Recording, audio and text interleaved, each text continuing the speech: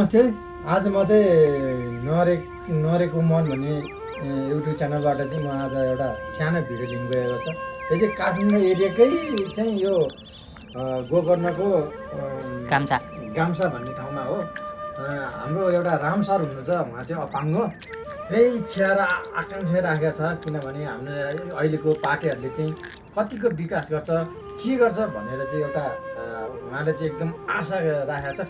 उहाँकै बोलीबाट एउटा सुन्नु जाउँ त। हजुर, आज तपाईँले चाहिँ यो अब चुनावको माल लगाइरहेछ होइन?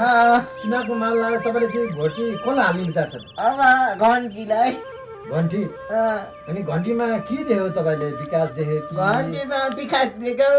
अब यस्तै हो सर, धेरै घन्टीको सपोर्ट लिइरहेछ। मैले घन्टीकै सपोर्ट हेरेको थिएँ युट्युबमा। युट्युबमा तपाईँले देख्नुभयो होइन? घन्टीले चाहिँ भनौँ न, अब तपाईँले मनपर्ने चाहिँ को हो त? बालेन्सा हो। बालेन्साले विकास गर्छ हो र? अनि एजेन्टका चाहिँ उसले के राखेछ अपाङ्गको लागि भनेर? अपाङ्गको लागि मलाई चाहिँ मैले चाहिँ फोन गरेको थिएँ, जित्यो भने काम गरिदिन्छु भनेर अपाङ्गमा। उहाँले तपाईँले फोन गर्नुभयो बालेन्सालाई होइन? बालेन्साको फ्यान पनि हो होइन एउटा कुरा, किनभने तपाईँ घन्टीमै भोट हाल्छु भन्छ होइन? तर बालेन्साले चाहिँ तपाईँलाई जस्तै अब जित्यो भने या जिते पनि या नजिते पनि अपाङ्गहरूको लागि चाहिँ उहाँले एकदम राम्रो काम गरिदिनुहुन्छ। के काम गरिदिनु? अपाङ्गहरूलाई अब यस्तै पैसाहरू बढाइदिन्छु, अब सकेसम्म अपाङ्गमै राखिदिन्छु भनेको छ त। जस तपाईँले चाहिँ आशा देख्नु भयो उहाँले। तपाईँ अब जस्तै महिनामा 3 महिनामा 12,000 आउँछ होइन? त्यसमा अलिकति पैसा बढाइदिन्छ भन्यो भत्ता होइन? अनि अर्को कुरा के हो भने बालेनले तपाईँले चाहिँ घरमा जस्तै एउटा अपाङ्गको घर लगेर तपाईँले घरमा राखिदिन्छु र सुरक्षित राखिदिन्छु भन्ने हिसाब भयो। अनि तपाईँको आमा छ होइन? बुवा त पढ्नु जानुभयो होला होइन? आमा हुनुहुन्छ, अनि आमालाई छोडेर जानु सक्छ त? आमाको मायाले बोल्दैन? आमाको माया होइन, पछिको भविष्य हेर्नुपर्छ त। अब तपाईँले के चाहनु, के देख्नु पर्छ सर? तपाईँको भविष्य हेर्नु त पछि के भइदियो त्यो लाग्छ? अब एकजना अब अपाङ्गमा गयो भने हेर्ने पर्छ। घरमा त आमा बुढी भइसक्यो होइन सर? आमा त बुढी भइसक्यो, अब शरीरले छाम्न सक्दैन नि होइन? पिसा छाम्न सक्दैन। अब आमालाई चाहिँ कसले हेर्छ होइन सर? अनि पछिको भविष्य त्यही हो सर। त्यो चाहनुहुन्छ नि? मानव सुन्नु पाउनु सर, म एउटा क्वेसन गर्छु होइन तपाईँलाई होइन? मानव अहिले अब चाहिँ 21 चुनाव आउँदैछ सर होइन? चुनावमा भोट दिएर जसले जिते पनि होइन, मानव तपाईँले चाहिँ देशको विकास के भइदियो हुन्थ्यो? कस्तो कस्तो एजेन्डाहरू अब चाहिँ भइदियो हुन्थ्यो? नेपाल विकास गर्नको लागि के माग छ सर तपाईँको भन्नु त? अब यस्तै माग हो सर, यस्तै माग हो। अपाङ्गमा राखिदिने अनि यो बेरोजगारलाई रोजगार दिने, अब यही हो सर। तपाईँको भनाइ चाहिँ एउटा के रहेछ भने मैले बुझे अनुसार चाहिँ तपाईँले चाहिँ एउटा अपाङ्गको संस्थामा सिट सुरक्षित होस्। जस्तै भनौँ सारा संसारको अपाङ्गहरूलाई चाहिँ जस एउटा व्यवस्थित ठाउँ, जस्तै घरहरू भयो होइन, बस्ने ठाउँ भयो, सुविधाहरू, खाना बस्नु। एउटा आमालाई छोडेर जानुको कुरा त अर्को छुट्टै छ, किनभने आमालाई छोड्नु त मन छैन। तैपनि आमालाई चाहिँ अब बिचरा बुढी भइसकेपछि, बुढेसकाल भइसकेपछि मैले भोलि आमाले यदि आमाले हेर्नु सक्दैन नि त, हेर्नु नसकेखण्ड म चाहिँ बिचल्ली भएर मर्छु भनेर चाहिँ तपाईँ चाहिँ जानु खोजेको होला होइन? बुढेसकाल भइसक्यो, अहिले बितेर जान सक्दैन नि सर, हो कि होइन भन्नु त? हो त, त्यही भएर त तपाईँले त्यति भएर चाहिँ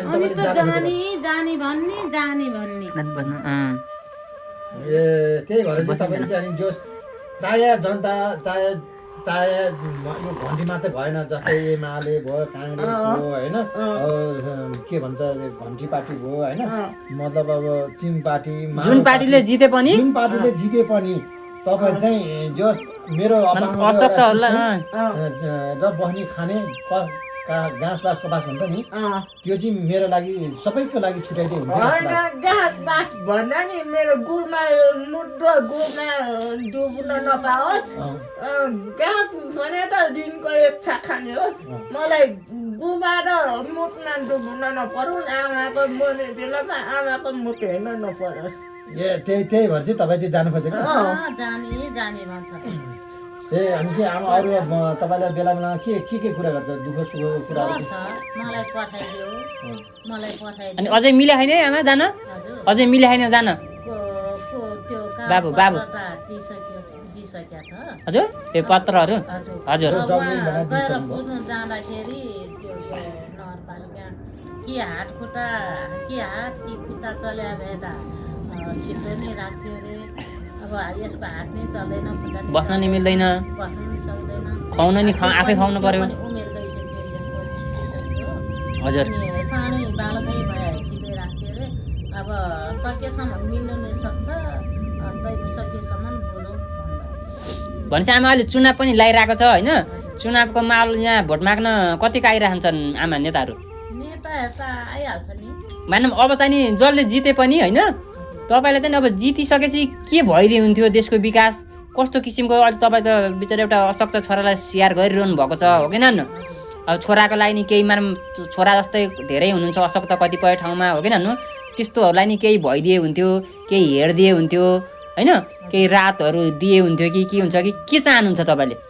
अब मलाई त अब के भने यसको इच्छा पुरा भए अब जाने भन्छ अब पछि भएपछि म केही गरी बित्यो भने उसलाई कहिले स्याहार्छ अब दाइ चाहिँ काममा जान्छ होइन अब हजुर। कमाइ होइन। नगर्न खानु पाउँदैन अनि यस दाइ चाहिँ काममा जान्छ अब भाउजू चाहिँ एक्लै अब यसलाई हेर्छ कि हेर्दैन भनेर यसलाई त्यही पीडा छ होइन जस तपाईँलाई चाहिँ अब दाजुभाइले नहेरे पनि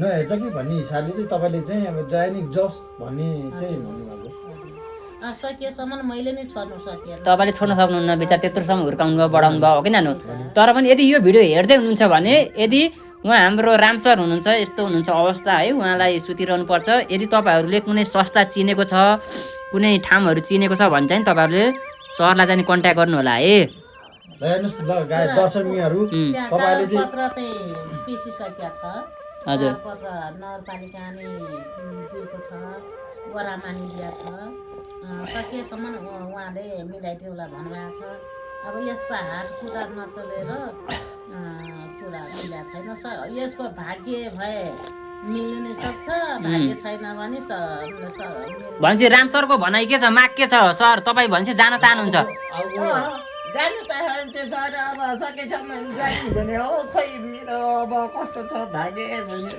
तपाईँ जान त मन थिएन तर पनि आमाको दुःख देखेर चाहिँ तपाईँ चाहिँ नि जान चाहनु भएको हो कि नानु होइन आफ्नो बाटोले जाने चाहेको हो सर भर्याबाट गुल्टेर मर्छु भन्छ ऊ बेला त्यस्तो बोल्ने हो ऊ बेला एकचोटि गुल्टिसक्यो भने म कहाँ गइरहेको थियो यहाँ टाउकोमा चोट लागेको छ अहिले नि भनेपछि राम सरले त्यस्तो भन्नुहुन्छ भर्याङबाट गुल्टिन्छ भन्नुहुन्छ गुल्टु तपाईँलाई त्यस्तो किन सोच आयो सर भन्नु त आमालाईको माया लाग्दैन तपाईँलाई लाग्दैन सर लाग्दैन अब आमाको बुढेसकाल भइसक्यो लाग्दैन अब मलाई माया लाग्दैन के भयो? बाटोले जानु पर्छ त बाबु बाटोले अहिले जान्छु भन्छ पछि तपाईँ आमाको अगाडि त्यस्तो भन्नुभएको मलाई थाहा छ है तपाईँले आफै अस्ति नै भन्नुभएको थियो कि म आमा नहुँदा नि म एक्लै रोएर बस्छु आमाको चिन्ताले आमाले यत्रो बुढेसकाललाई सेयर गर्नुभयो भनेर तपाईँको आँखामा टिर्पिल आँसु छ के भएको सर भन्नु त दुःख भएको पीडा भएको सर के भएको यो एजेन्डाहरू जति जसले जिते पनि चाहे एमाले होस् चाहे काङ्ग्रेस, होस्, जुन चाहे पार्टीकोले जुन जिते पनि पार्टीले जिते पनि हाम्रो राम सरको भने अपाङ्गहरू अशक्त जो पनि हुनुहुन्छ उहाँलाई केही व्यवस्था गर्नु पर्यो व्यवस्था गर्नु जस्तै अब उसको हात खुट्टा चल्दैन भने पनि त्यस्तो लागि पनि एउटा व्यवस्था गरिदियोस् भन्ने हो, राज्यले सरले हो। गरिदियो भन्ने चाहिँ आशा गर्छु यदि तपाईँहरूले पनि उहाँ हाम्रो राम सरलाई सहयोग गर्न चाहनुहुन्छ भने भिडियोको स्क्रिनमा नम्बर राखिदिएका छौँ अथवा हाम्रो राम सरको नम्बर पनि राखिदिनेछौँ यदि तपाईँहरूले कल गरेर सरको अवस्थाबारे बुझ्न पनि सक्नुहुनेछ यसपालिको भोट हाम्रोलाई होइन राम्रोलाई दिनु होला सबैले राम्रोलाई दिनु होला होइन यो देश बचाउनको लागि हाम्रोलाई होइन राम्रोलाई दिनु होला अनि मलाई होइन अब तपाईँहरूलाई सबैलाई दिनु होला सबैले हेरेर मलाई होइन यो देश बचाउनको लागि सबैले राम्ररी हेरेर दिनु होला है अन्तिममा के हुनुहुन्छ अन्तिममा हजुर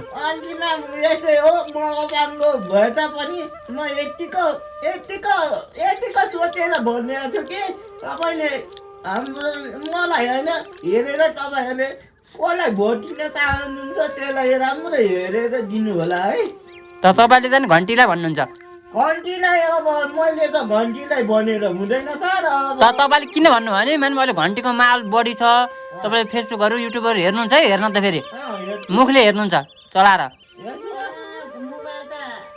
मुखले पनि हेरेर मोबाइल हेर्नुहुन्छ मुखले हेर्ने होइन सर हेर्ने चाहिँ आँखाले हो जिते पनि अपाङ्गको एउटा जस्तै खुट्टाहरू हातखुट्टा नभएको असक्त हुने मानव के व्हिल चेयर दिएर हुन्छ कि के आर्थिक अवस्था हो व्यवस्थासँग चाहिँ एउटा संस्था बनाएर चाहिँ यो राज्यले चाहिँ केही हेरिदिनु होला पहल गरिदिनु होला अहिले जुन पार्टीले जिते पनि मलाई भाग्यनी पानी पनि आउँछ भनेर फोन गरिरहेको छु त ल हस् भाग्यनी पानी भागे नेउपाने आउनुहुन्छ उहाँ भागे नेउपाने पनि एउटा दुखी पीडितलाई हेर्नुहुन्छ उहाँले समाजसेवी हुनुहुन्छ ल यो भिडियो उहाँले पनि देख्नुहुन्छ ल भागे नेउपाने आएर झन् हेर्दै झन् राम्रो हुन्छ उहाँहरू ठुलो मान्छेसँग पुगोस् भनेर हामीले यो भिडियो बनाएको हो त्यसैले लाइक सेयर यदि तपाईँहरूले सहयोग गर्न चाहनुहुन्छ भने स्क्रिनमा दिएको नम्बरमा हाम्रो राम सरलाई सम्पर्क गरेर सहयोग गरिदिनु होला सहयोग गर्न चाहनुहुन्छ भने त्यो नम्बरमा आएर फोन गर्नु होला हामी तपाईँहरूको जुन पैसा दिन्छौँ नि त्यो पैसा पनि उहाँलाई दिएर